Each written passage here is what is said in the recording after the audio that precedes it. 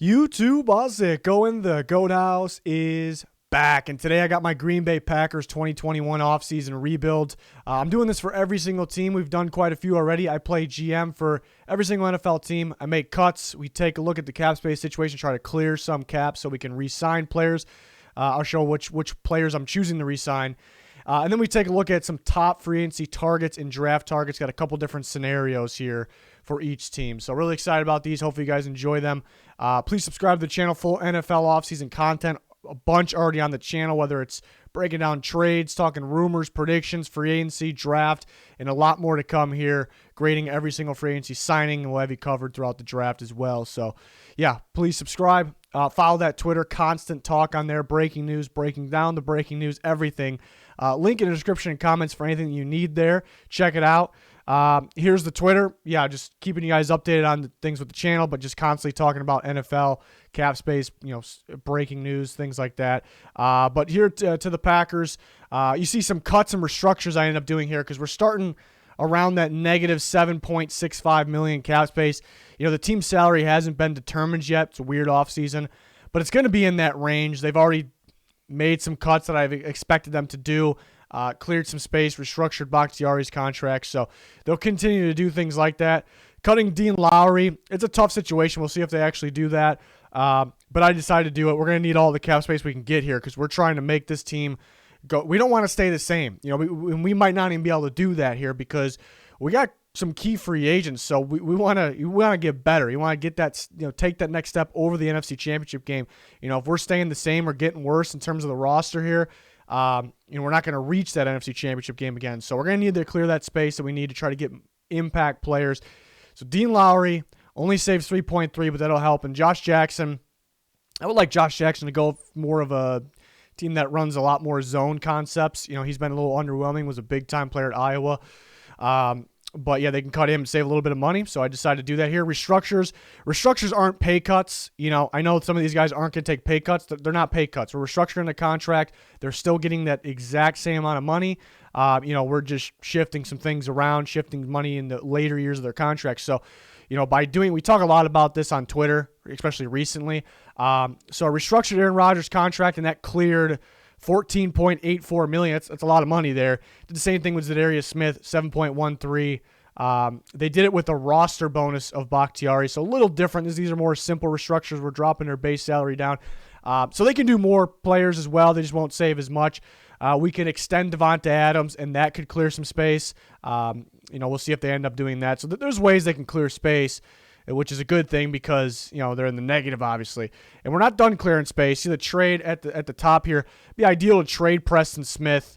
I was thinking, he probably can get a third round for him, but, I think, if it becomes clear they're trying to trade him because, they want to clear that space, they're getting desperate, and they can roll with Zadarius Smith and Rashawn Gary.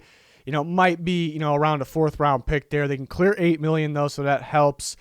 What we've seen, there's been times where we see Zadarius Smith, Preston Smith, and Rashawn Gary in the field at the same time because they get creative with Zadarius Smith. So maybe they want to keep the band together, I suppose. But after all those cuts, restructures, trades, we're up to $26.95 million, and that could be a little higher depending on the team salary cap, obviously. And then we got to choose who to resign. There's some key free agents, and I decided to go Jamal Williams instead of Aaron Jones. We'll see if they actually do that. Aaron Jones is a very realistic franchise tag option here. $8.5 million for the franchise tag, roughly around there. That's pretty good price for Aaron Jones. Hell of a running back, top 5 the last couple of years, and can continue to be that. So he's probably worth more than what the franchise tag would pay. But do the Packers want to pay that? I would rather go Jamal Williams. I was really liking the way he was looking, in general, but down the stretch of the season too. Into the playoffs, good pass protector when they need him to be in the backfield as well, in the pocket. So I'm going to go the cheaper route with Jamal Williams because we need all that space we can have, and you got A.J. Dillon as well. Robert, the rest of these guys, I think you actually can get back cheaper. I'm banking on pretty much all these guys. I'm banking on them coming back, to stay with the Packers, to play for pretty cheap. On top of that, Corey Linsley was maybe the best center in football last year. But center, the center position isn't valued all that much. Teams, pluck guys out of the fourth round sometimes, start them. Cheap guys in free agency. or sometimes early in the 4th round, of course. Usually if they could snap the ball, they can keep somebody in front of them. They're as good as their unit. So teams might be a little cautious with Corey Linsley. They know he's good, but how much do we pay this guy? So they might be able to get him back cheap. Robert Tonyan, same situation. Kind of came out of nowhere this year, with Aaron Rodgers. Teams they're not going to feel that comfortable paying him a lot of money. And Lane Taylor being hurt last year, I think you can get these guys. And Jamal Williams, isn't going to go for a lot of money. I do like him a lot. Like Jamal Williams' upside a lot. But yeah, these guys should be on the cheaper side to come back. So I like that. We still got money to make some moves. Might need to clear some more space to make these types of moves I'm about to have, but I think they're very realistic. So here's scenario 1. I really like the fit of Corey Davis in Green Bay. I think they'll be interested if they can clear that space.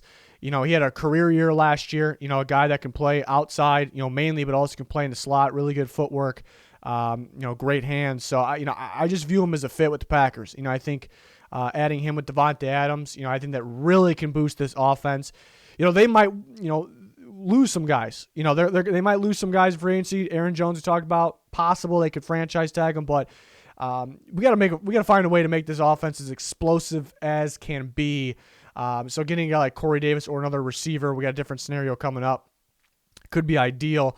A.J. Johnson, linebacker from the Broncos, I don't think he'll be that pricey because another guy. Well, he was really good in Tennessee in college, but kind of was out of football for a little bit. So a guy that kind of came out of nowhere. So I don't think he'll be super pricey. The Packers, if they can add a guy like that in the linebacker unit that can cover, that's very athletic, that'd definitely be ideal, be an upgrade for them for sure. Very rangy linebacker. And adding J.J. Watt, which is realistic, he didn't sign yet at the time of recording this. I'm thinking Browns, Bills, Packers are clearing some space. So we got rid of Dean Lowry, so add J.J. Watt, big upgrade. You get some pass rush from the actual defensive line while you're getting pass rush from the edge rushers. The Smith brothers, if they keep Preston Smith. This scenario we didn't, but in Rashawn Gary, who's getting better. Then we go to the draft. They definitely need a starting corner opposite of Jair Alexander. I like Greg Newsome a lot, and they'll like him a lot. Lengthy corner, very quick feet, familiar with zone, man. So you can be physical if you need him to, really good attacking the ball. I think they'll like him.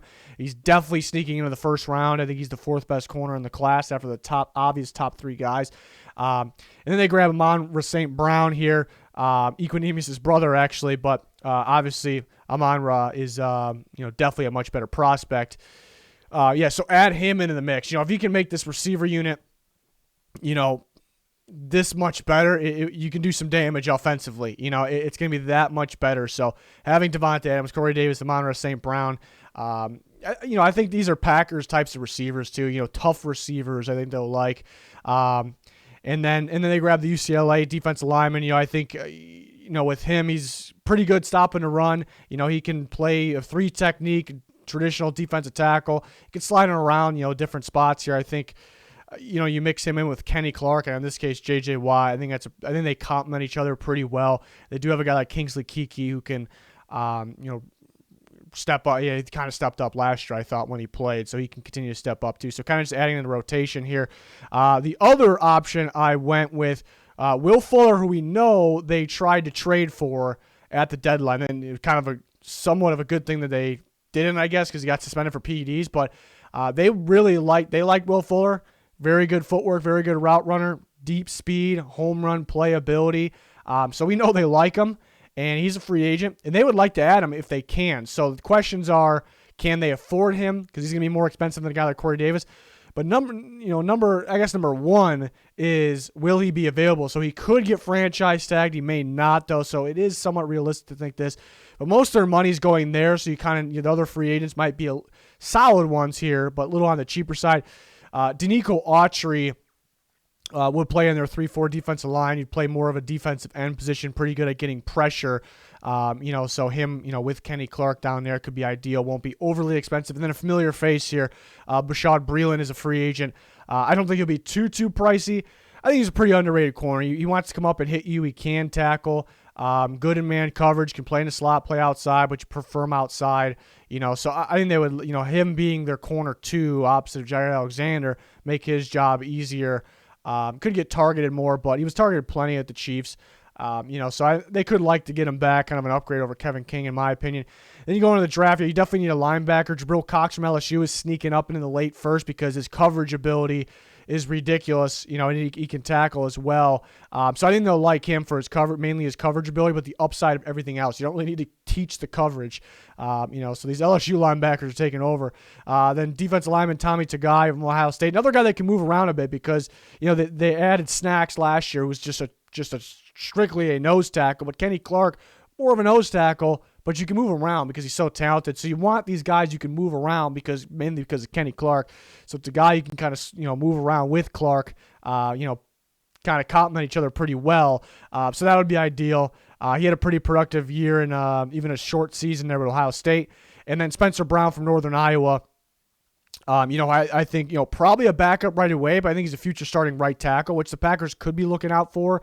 They cut Ricky Wagner. They don't really necessarily need one to start right away, but this would be a guy ideal for them for the future or, possibly right away as well. So, yeah, I really want them to target receivers. Honestly, the first scenario where I had them getting Corey Davis and Amon-Ra St. Brown, I really want them to go a route, not specifically that. It doesn't have to be specifically that, of course, but I want them to load up those receivers. That's kind of what I got a scenario where it's just kind of just one here, but because I'm trying to stay realistic, because they for some reason they don't go all in the receivers. They did try to trade for Will Fuller, but I want that to change. If they make it the distance, if they make it past the NFC Championship game, it's most likely it's going to be because the offense was that explosive. It's pretty damn explosive now. Might lose some guys, but let's make it, as explosive we possibly can, while the defense, hopefully improves. Hopefully the defense looks like it was 2 years ago. So I think that's the key. I think that's the key. You just got to make this offense as good as it can be. Gets as many. I mean, you look at the Bucs game too. You look at the Bucs game. They weren't really worried about anything else other than Devontae Adams. They kind of made those guys beat them. They were doubling up in the red zone, multiple guys really, but. If you get other guys to kind of spread the field out, kind of what the Chiefs do, it's going to be a scary team. So I kind of want them to go that route. I just don't know if they will. They're going to go in on a receiver, whether it's Corey Davis, Will Fuller, whoever it may be. I think a lot of the other big names are definitely going to get franchise tagged. Allen Robinson probably be tagged and traded. The Bears probably won't trade him with the Packers. But, they'll target a big one. But I really want them to – I want them to spread the field. That's what I really want them to do. So we'll see if they do that. Interesting to monitor their cap space situation because they need it. They need cap. They need to clear some space. So we'll see if they do some of these restructures. I would hope so. So we'll see. Let me know your guys' thoughts on this. We talk about these on Twitter once they're uploaded. What do you like about these scenarios? Which one you like better? We're doing every single team, so don't worry. We'll get to your team if you're still waiting for it. Plenty of NFL offseason content and more to come. And that is going to do it for this one. Please subscribe. But thanks for watching. Goodbye.